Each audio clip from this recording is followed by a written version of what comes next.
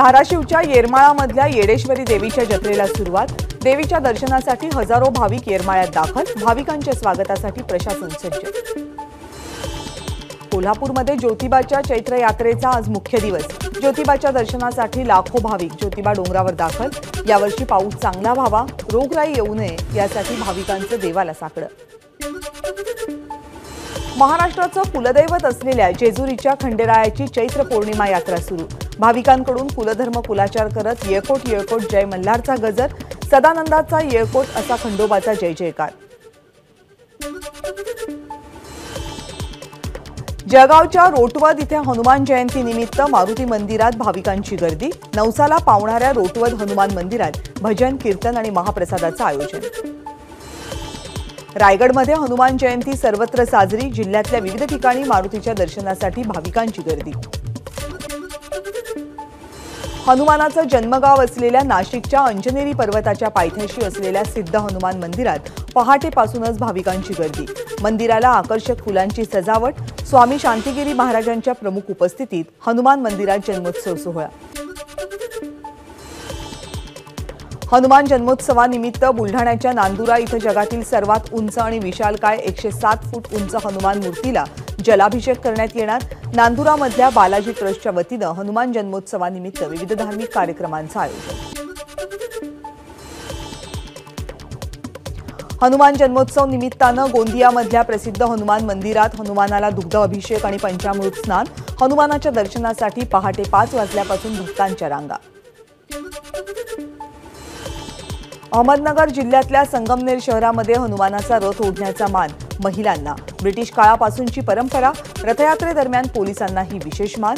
वाजत गाजत पोलिसांनी आणलेला झेंडा रथावर चढवल्यानंतरच रथ ओढला जातो। परभणीमध्ये हनुमान जन्मोत्सवाचा उत्साह। ग्रामदैवत मोठा मारुती पेढा हनुमान मंदिर इथे भक्तांची मांदियाळी। दिवसभर विविध धार्मिक कार्यक्रम आणि महाप्रसादाचं आयोजन। हनुमान जन्मोत्सवानिमित्त प्रसिद्ध वाळू शिल्पकार रविराज चिपकर यांनी साकारलं हनुमानाचं वाळू शिल्प। सिंधुदुर्गमधल्या वेंगुर्ला आरवली सोनसुरे इथल्या गजांत लक्ष्मी मंदिरामध्ये साकारलं वाळू शिल्प।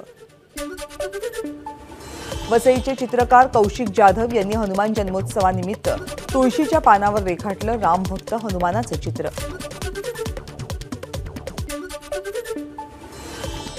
गोंदियामधल्या गौतमनगर परिसरातल्या अतिप्राचीन झोपलेल्या हनुमानाची स्वयंभू मूर्ती। मोठ्या संख्येनं भक्त हनुमानाच्या दर्शनासाठी।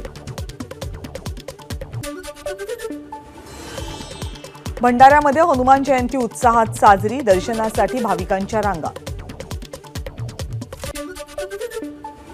शिर्डीमध्ये 125 किलो वजनाचा दगडी गोटा उचलणाऱ्या स्पर्धेचं आयोजन। दरवर्षी हनुमान जयंतीच्या दिवशी होतं स्पर्धेचं आयोजन। उपमुख्यमंत्री देवेंद्र फडणवीस यांनी हनुमान जयंतीनिमित्त घेतलं टेकडी रोडवरच्या हनुमान मंदिरात दर्शन। देशावर जे काही संकट येत आहेत ते दूर करण्यासाठी आणि आमच्यासाठी बुद्धी आणि विरोधकांसाठी सुबुद्धी मागितल्याची फडणवीसांची प्रतिक्रिया। हेमंत गोडसे यांनी शालिमार चौकातल्या हनुमान मंदिरात केली आरती। मध्यरात्री मुख्यमंत्री एकनाथ शिंदे यांच्याशी चर्चा झाल्यानंतर गोडसे पहाटे पोहोचले नाशिकमध्ये। एकनाथ शिंदेंकडून उमेदवारीबाबत आश्वासन मिळाल्याचा गोडसे समर्थकांचा दावा।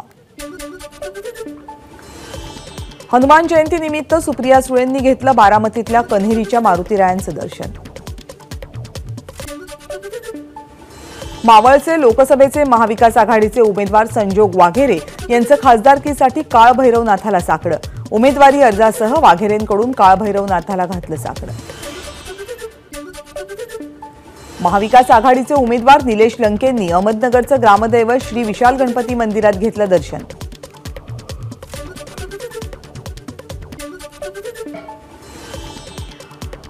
निलेश लंके यांनी दक्षिणमुखी हनुमान मंदिरातही घेतलं दर्शन। महाविकास आघाडीच्या पदाधिकाऱ्यांकडून लंकेंना गदा भेट। हातकणंगले लोकसभेचे उमेदवार धैर्यशील माने यांनी घेतलं ज्योतिबाचं दर्शन। धैर्यशील मानेंनी सासनकाठी नाचवली। अनुप धोत्रेंच्या प्रचारासाठी अमित शहा अकोल्यात येणार। अकोला क्रिकेट क्लब मैदानावर दुपारी 3 वाजता सभा। सभेची जय्यत तयारी। नवनीत राणांच्या प्रचारासाठी आज देवेंद्र फडणवीस अमरावतीच्या दौऱ्यावर। मेळघाटातल्या धारणीमध्ये जाहीर सभा।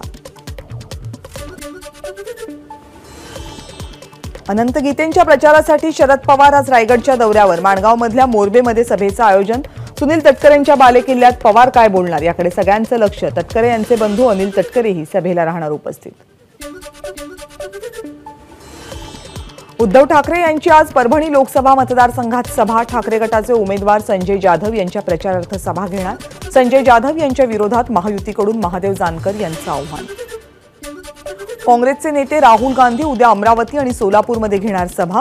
अमरावतीमध्ये महाविकास आघाडीचे उमेदवार बळवंत वानखेडे तर सोलापूरच्या उमेदवार प्रणिती शिंदे यांच्यासाठी घेणार सभा. अहमदनगर लोकसभेचे महाविकास आघाडीचे उमेदवार निलेश लंके यांनी दाखल केला उमेदवारी अर्ज. लंके यांचे कार्यकर्ते उपस्थित. अमरावतीच्या मैदानावरून बच्चू कडू आणि नवनीत राणा आमने-सामने. सायन्स कोर मैदानावरून राणा आणि कडू यांच्यात वाद. अमित शहांची उद्या अमरावतीत सभा. याच मैदानावर कडूंच्या प्रहारचाही दावा. मोहोळचे भाजपचे नेते संजय क्षीरसागर उद्या शरद पवार यांच्या पक्षामध्ये प्रवेश करणार. स्वतः संजय क्षीरसागर यांनी दिली माहिती.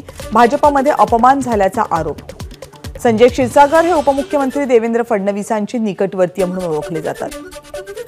नाशिक लोकसभा मतदारसंघाचा तिढा आज सुटण्याची शक्यता. नाशिकमधून हेमंत गोडसे यांचं नाव जवळपास निश्चित. शिवसेनेतल्या सूत्रांची माझाला माहिती.